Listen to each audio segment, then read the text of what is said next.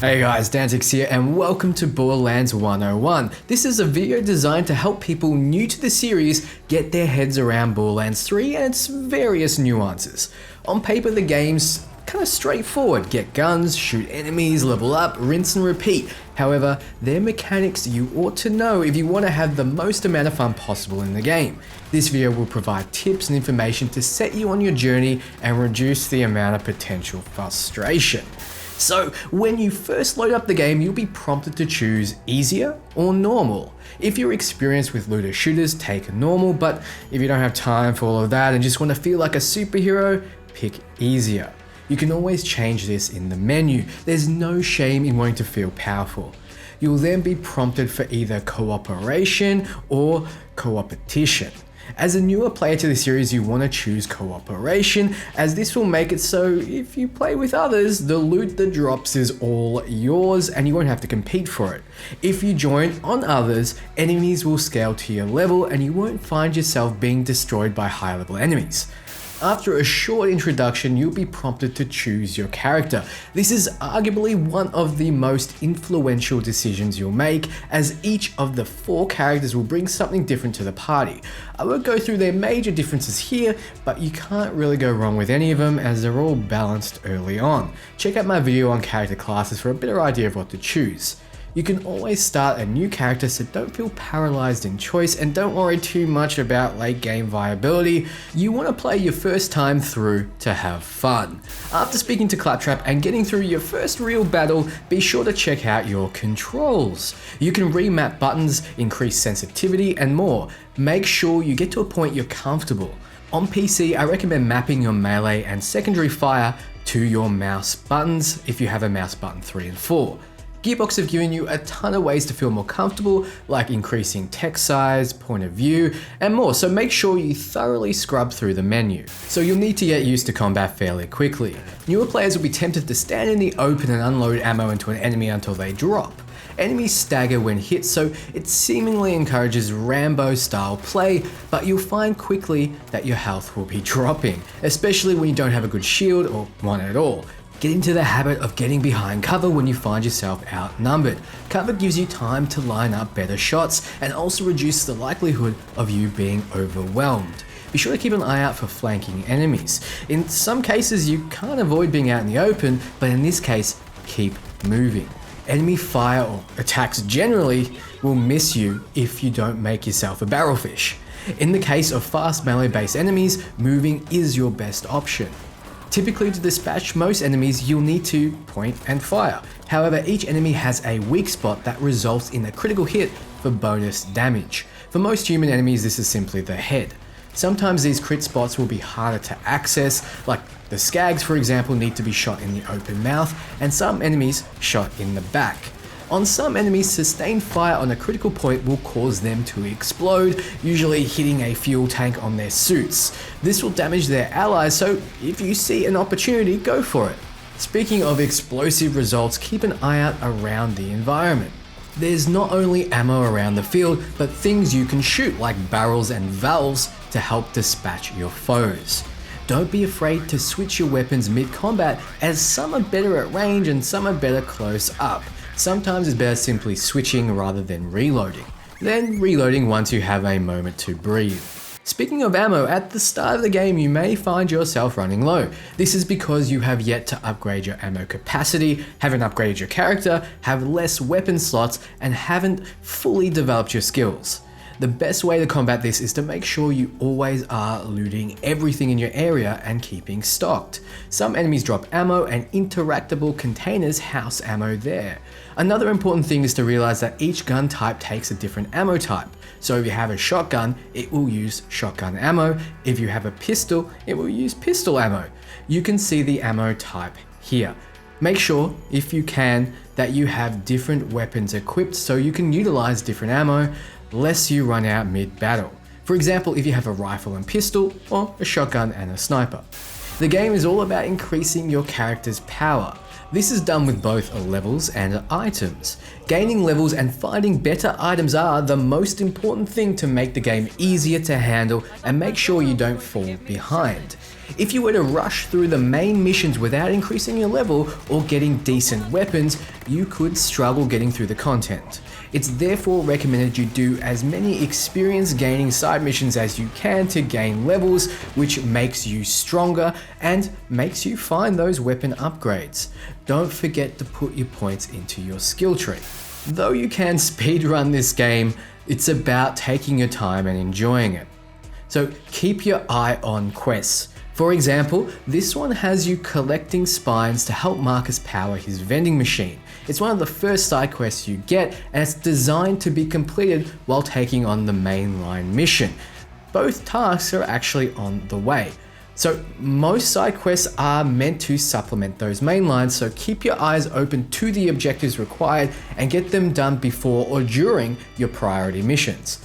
The first major boss, for example, will be quite hard to manage without a few levels and without a decent weapon for newer players who don't understand his mechanics. So be sure to take your time and explore what Pandora has to offer. Plus, the side missions are where all the fun and humor come into play, as the writers are allowed to be a little more wackier with their design. As mentioned, Borderlands 3 is all about that sweet loot, but early on, don't get too attached with the weapon. Don't hesitate swapping them out when you find something new, as you may be surprised just how effective something is, because just looking at the numbers will not give you a good indication of its power. When you're new to the game, getting a feel of weapons is extremely important, so abandon your gun loyalty and try them all out. Speaking of loyalty, occasionally a manufacturer will send you mail containing a weapon for just using theirs. So be sure to check when you see that notification. Weapons will drop off enemies or be in chests around the universe. The harder the content, or the harder the enemy, the higher chance of better loot. Loot is randomly generated, so there's no telling what you'll get.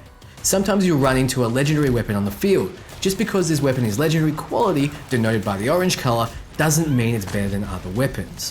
White is common, green is uncommon, blue is rare, purple is epic, and orange is legendary. Legendaries will provide some kind of bonus effect you'll discover by using them. However, use your better judgment and continue to test. Generally speaking though, a higher quality weapon has a higher chance of being badass. Using your weapons aren't the only way to dispatch enemies. Depending on the character you choose, you'll have a whole host of other options. After you first level up, you'll be granted abilities unique to each character. Some abilities will suit your situation better than others. You can always reset your character skill points with a small amount of cash, so don't be afraid to experiment. Amara, for example, finds good use in the elemental tree, as incendiary damage is great against those unshielded and unarmored early enemies. Flak is great for solo players, as this robot gets access to a permanent pet that can distract and damage enemies for you automatically. Zane can do the same with his Digiclone and Sentinel drone, and Mose has a way to get out of trouble by jumping into a trusty bear mech. If you want to know more, I encourage you to check out my video on the characters below. I briefly mentioned elemental damage, so let's take a dive a little deeper into damage types.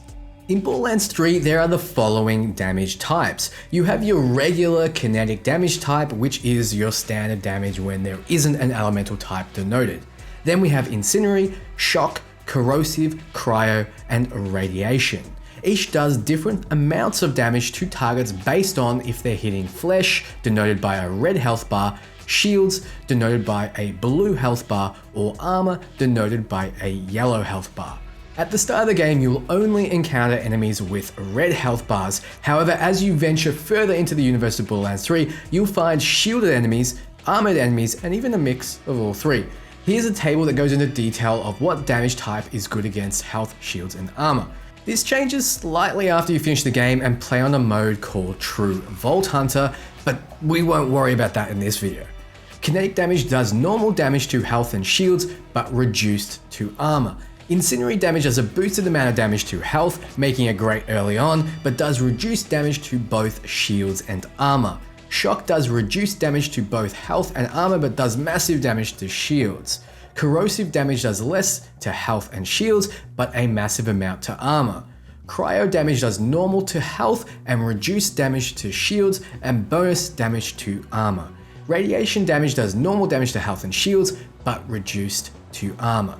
Incendiary, shock, and corrosive damage all have a chance to apply a damage over time effect to enemies hit, Cryo damage slows targets and has a chance of freezing them solid for a short time, and radiation has a chance to make the target damage those around him, and then if it dies, the effect spread to others. So get used to elemental damage types.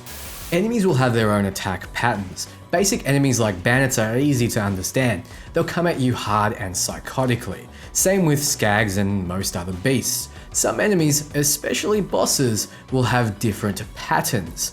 Some have damage that needs to be dodged, some have traps, and some even have a phase of immunity that will require you to stop damaging them and focus on the minions. So don't be discouraged if you get killed. Speaking of dying, if your health reaches 0, you'll be brought to your knees. In this mode, you can keep shooting, but you can't look down sights. You can't use your abilities or heal. Instead, your goal is to kill any enemy. If you do so, you'll be granted a second wind, which brings you back to life with a small amount of health. You fail if you don't kill an enemy before the bar runs out. If it does, you'll respawn at the nearest checkpoint New You station and lose some cash. It's no big deal, you can go back and get revenge on what killed you. So because of the chance of second wind, I always recommend in boss fights to leave a minion or two alive so that if you fall, you can always focus on one of the weaker minions and get that revive. At any stage, if you wish to play with others, you can join matchmaking. You'll be matched with players of similar level at a similar point in the game. Keep in mind, since they're random, there'll be no way to control how they act, but working together will bring you better loot, so it's always an option. The best situation will be to have friends join you, but sometimes to truly experience what the game has to offer, it's nice to play on your own. So hopefully this brief overview has kind of made you more confident starting up and getting into Borderlands 3. If you need more help, there's plenty of people within the community that are happy to chat with you. You can always join my Discord and talk to me directly, join my Twitter, or even check out some of the various other channels supporting the game. If you have a particular question, don't hesitate to ask in the comments. I'm Dantics, and keep your eye on this channel for everything Borderlands 3 and RPG.